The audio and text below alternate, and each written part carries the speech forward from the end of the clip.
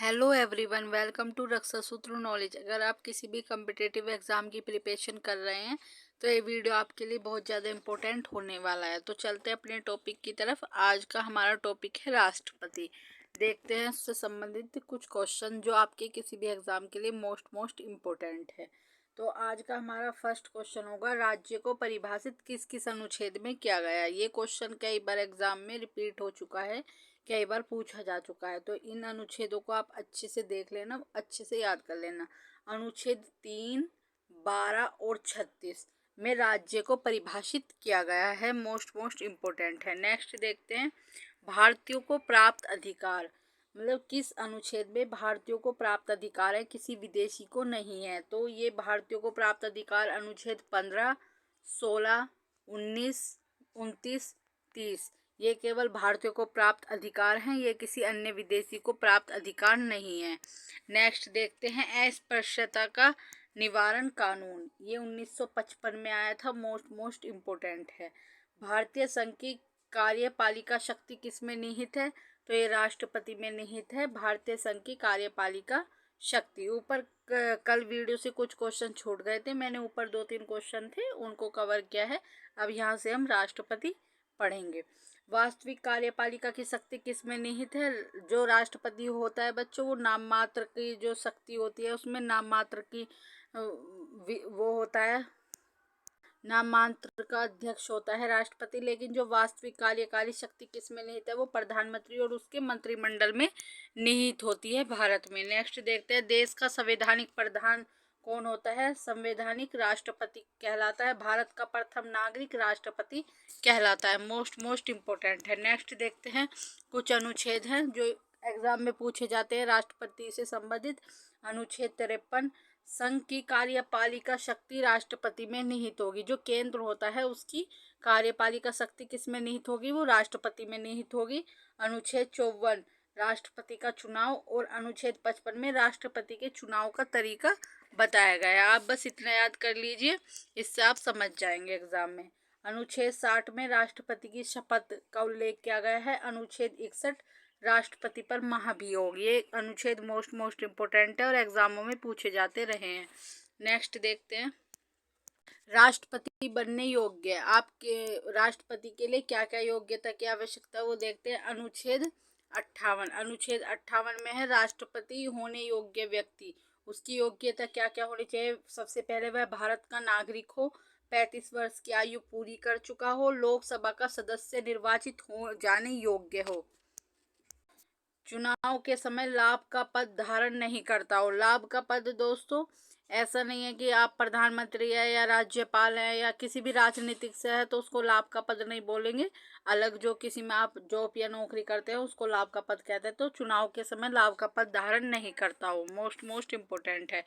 चलते हैं आगे की तरफ। आगे होगा हमारा, राष्ट्रपति के निर्वाचन के लिए निर्वाचन मंडल, राष्ट्रपति का निर्वाचन कैसे होता है। इससे क्वेश्चन, ऐसा कोई भी एग्जाम नहीं है जो इससे क्वेश्चन ना पूछा गया हो।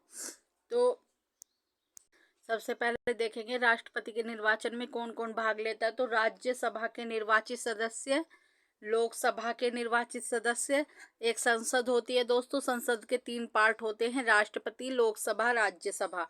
तो ये जो राज्यसभा लोकसभा दोनों के निर्वाचित सदस्य, जो राज्य होते हैं, हमारे जो देश है उसमें 28 राज्य, विधानसभा होती है, विधानसभा का अध्यक्ष जो मुख्यमंत्री होता है उसी तरह। तो राज्य की विधानसभा के निर्वाचित सदस्य पांडिचेरी और दिल्ली विधानसभा के निर्वाचित सदस्य, इसमें 2 केंद्र शासित प्रदेशों को जोड़ा गया है। इनके जो निर्वाचित सदस्य द्वारा ही राष्ट्रपति का चुनाव होता है। राष्ट्रपति पद उम्मीदवार के लिए निर्वाचक मंडल में ये क्वेश्चन भी पूछा जा चुका है, 50 प्रस्तावक और 50 अनुमोदक की आवश्यकता होती है। राष्ट्रपति निर्वाचन समूनातिक प्रतिनिधित्व एकल संक्रमणीय पद्धति द्वारा किया जाता है। मोस्ट इम्पोर्टेंट है। नेक्स्ट देखते हैं, राष्ट्रपति के निर्वाचन से संबंधित विवादों का निपटारा उच्चतम न्यायालय द्वारा ही किया जाता है। जो राष्ट्रपति से संबंधित विवाद है आप उन्हें उच्च न्यायालय या फिर जो जिलों में न्यायालय होते हैं उनमें नहीं, उन न्यायालयों में उनका निपटारा नहीं किया जाता। जो उच्चतम हाई कोर्ट, सुप्रीम कोर्ट होती है उसमें ही इन विवादों से संबंधित जो चीज़ें होती हैं वो देखी जाती है। राष्ट्रपति शपथ, भारत के मुख्य न्यायाधीश के समक्ष राष्ट्रपति अपनी शपथ लेते हैं।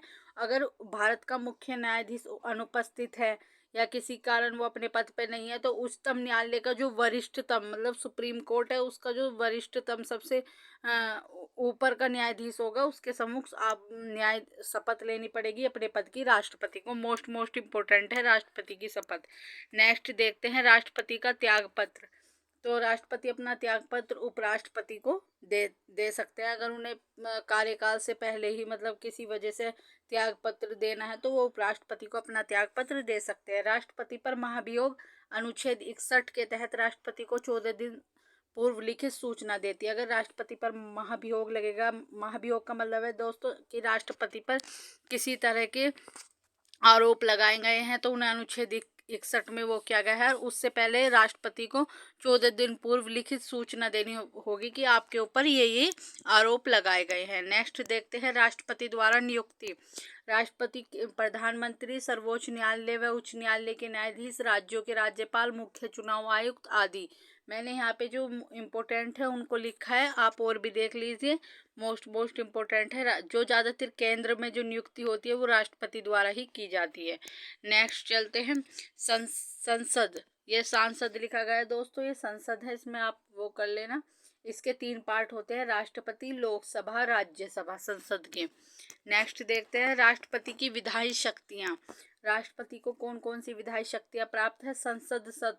संसद सत्र को आहूत करने यानी कि बुलाने, सत्रवासन करने, समाप्त करने, लोकसभा भंग करने से संबंधित अधिकार राष्ट्रपति को है। दोनों सदनों को सम्मिलित रूप से, लोकसभा और राज्यसभा को सम्मिलित रूप से अभिभाषण करने की शक्ति भी राष्ट्रपति में ही निहित है। नेक्स्ट देखते हैं संसद द्वारा पारित विधेयक। मान लिया कोई विधेयक आया, संसद यानी कि लोकसभा राज्यसभा में वो अलग अलग जो अपने वोट से मतलब लोकसभा राज्यसभा में पास कर दिया गया और राष्ट्रपति के अनुमोदन के बाद ही कानून बनता है। जब उस पर राष्ट्रपति अपने हस्ताक्षर करते हैं उसके बाद वह विधेयक कानून बन जाता है। नेक्स्ट देखते हैं राष्ट्रपति विधेयक लौटाना। अगर राष्ट्रपति को वह विधेयक पसंद नहीं आया या ठीक नहीं लगा तो राष्ट्रपति उसको अपने वापस लौटा सकते हैं। ये अनुच्छेद 111 में कहा गया है कि अगर राष्ट्रपति उस पर अपने हस्ताक्षर नहीं करने तो राष्ट्रपति उस विधेयक को वापस लौटा सकते हैं। राष्ट्रपति की पूर्व सहमति आवश्यक निम्न विधेयक को पेश करने के लिए। इसमें बताया गया है दोस्तों कि विधेयक क्या होता है कि पहले संसद के किसी भी भवन में पेश किया जाता है विधेयक। जब उसे पास कर दिया जाता है तो राष्ट्रपति के पास जाया जाता है उस पर हस्ताक्षर के लिए, फिर वो कानून बन जाता है। लेकिन इसमें बताया गया है कि किसी भी संसद में पेश करने के लिए आपको सबसे पहले राष्ट्रपति की अनुमति लेनी पड़ेगी। वे कुछ विधेयक है किन किन मामलों में? नए राज्यों का निर्माण। मान लो कोई राज्य भारत में प्रवेश करना चाहता है, उसका निर्माण के लिए राष्ट्रपति की सहमति लेनी पड़ेगी। वर्तमान राज्य के क्षेत्र सीमाओं, नामों में परिवर्तन संबंधित विधेयक। मान लिया किसी राज्य या क्षेत्र सीमाओं में परिवर्तन करना है, नामों में परिवर्तन करना है, तो उससे पहले आपको राष्ट्रपति की जो संसद है उसको राष्ट्रपति की अनुमति लेनी पड़ेगी। नेक्स्ट देखते हैं धन विधेयक।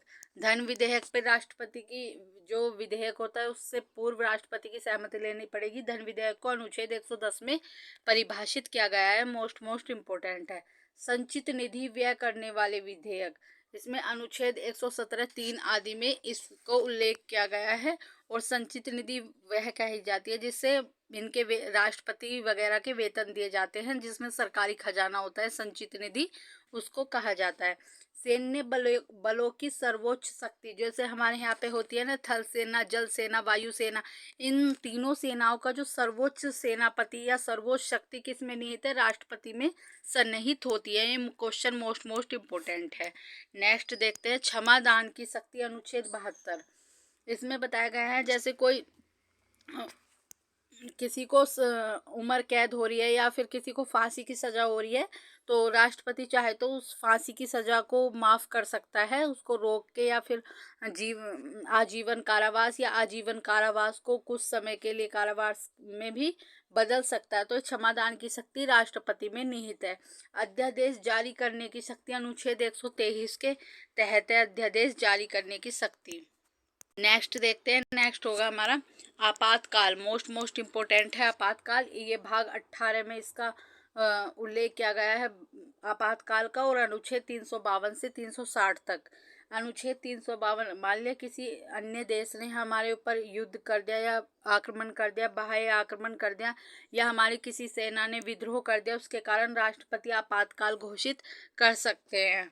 मोस्ट इम्पोर्टेंट है। नेक्स्ट देखते हैं अनुच्छेद 356। इसमें बताया गया है कि राज्यों में संवैधानिक तंत्र विफल होने पर, मान लिया किसी राज्य में संवैधानिक तंत्र विफल हो गया है या फिर वहाँ पर जो सरकार है वो कंट्रोल नहीं कर पा रही, तो उस समय राष्ट्रपति अपना शासन वहाँ पर लागू कर देते हैं कि अब वहाँ का जो शासन वो राष्ट्रपति करेंगे कुछ समय के लिए, तो उसे बोलते हैं राज्यों में संवैधानिक तंत्र विफल।